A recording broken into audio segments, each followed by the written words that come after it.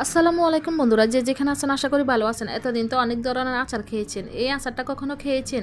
কাঁচা আমের গোল্লা আচার, রোদে দেওয়ার ঝামেলা ছাড়া এবং তেল ছাড়া কম সময় এই টক ঝাল মিষ্টি গোল্লা আচারটা তৈরি করে ফেলতে পারবেন। চলুন রেসিপিতে চলে যাই।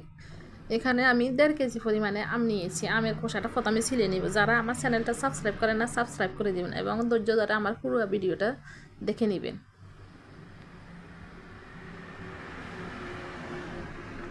আমের খোসাটা ছিলা হয়ে গেছে। আমি এটা অফ ক্যামেরায় ধুয়ে নিয়েছি। এখন আমি একটা গ্রেটের সাহায্যে গ্রেট করে নিব। মোটা অংশ দিয়ে আমি গ্রেট করে নিব, একটু মোটা মোটা করে। আমার গ্রেট করা হয়ে গেছে।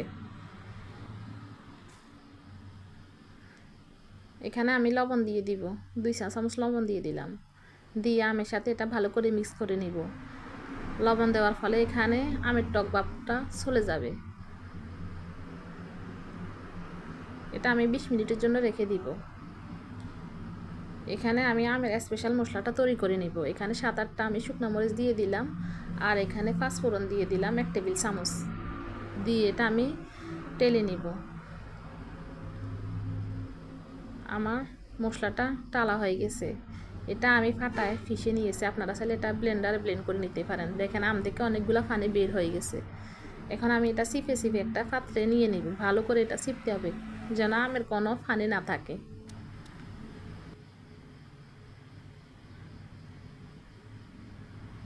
আমার সবগুলো আম চিপা হয়ে গেছে। এখন আমগুলো আমি একটু মেলে নেব। এবার চিনি দিয়ে দিব আমি। এখানে আমি 1.5 কাপ চিনি দিয়ে দিব। গ্রামে মেপে এখানে 250 গ্রাম চিনি লাগবে। চিনির পরিমাণটা এখানে একটু বেশি লাগবে, না হলে গোলাগুলা শক্ত হবে না। আমি চিনিটা আমের সাথে ভালো করে মিক্স করে নিব। এটা 20 মিনিট রেখে দিব। রেখে দেওয়ার ফলে আমগুলো একটু শক্ত হয়ে আসবে আর চিনির পানিগুলো ছেড়ে দিবে। এখানে আমি 2টা এলাচ দিয়ে দিব, আর এখানে হলুদ 1/2 চা চামচ আর মরিচ 1/2 চা চামচ দিয়ে দিব। ভালো করে মিক্স করে নিব আমি। মিক্স করা হয়ে গেলে আমি চুলায় বসিয়ে দিব।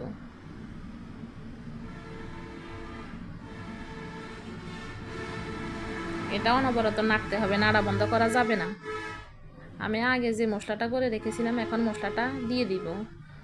এখানে আমি অর্ধেকটা দিব আর অর্ধেকটা রেখে দিব। এখানে আমি মশলাটা পরিমাণে বেশি করেছিলাম। এটা পরে কোনো আচারে দেওয়া যাবে। এখন আমি এটা নেড়ে নেড়ে আচারের পানিটা শুকিয়ে নিব। এখানে আমি বিট লবণ দিয়ে দিলাম 1/2 চা চামচ। এটা যদি আপনাদের কাছে থাকে দিবেন, নাহলে স্কিপ করবেন। এটা দিলে আচারের স্বাদটা দ্বিগুণ হয়ে যায়।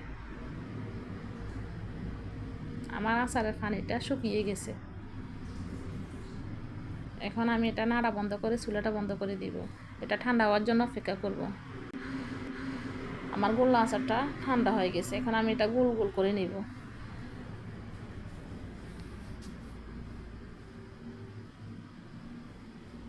কীভাবে করছি এটা হাতের দিকে লক্ষ্য করুন।